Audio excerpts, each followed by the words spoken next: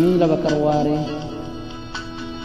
waan dhaammatan qabu gootuwwan kaleessa kan haqamuun qabne sammuu teenyaa keessa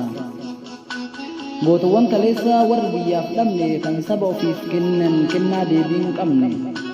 warri biyyaaf jedhee ofiif biyyee ta'e warri wareegamee qabsoo asiin ga'e warri qabsoon haqaa isaaniin daraare warri lafeen isaanii sabboonummaa ijaare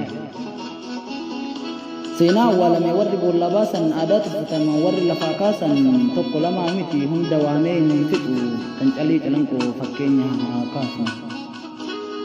gargaarsa biyya hambaa mogolee jabaatee guyyaa gaafa Minilik calanqoo qubatee meeshaa waraanaatiin mudhii hidhatanii qawwee fi dinnaaran daran leenji'anii oromummaa dhoksuuf saroonni Minilik yeroo qophaa'an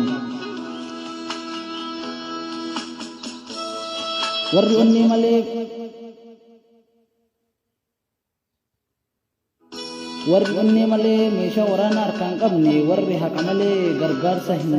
abdanne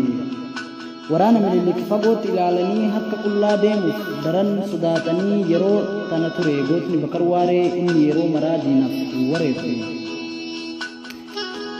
maqaan baduu mannaa lubbuun ba'uu wayyaa yoo nuti falmanne qabsoon saba Oromoo dhalootatti ce'aa jedhee dhaadachuudhaan ummata kakaasee warra abdii kutee qabsootti dachaasee hunduu nu jabaate mala wal gaafate maqaa waraana isaa murtii guutuu jedhee itti moggaafate gadaa galmoo onnee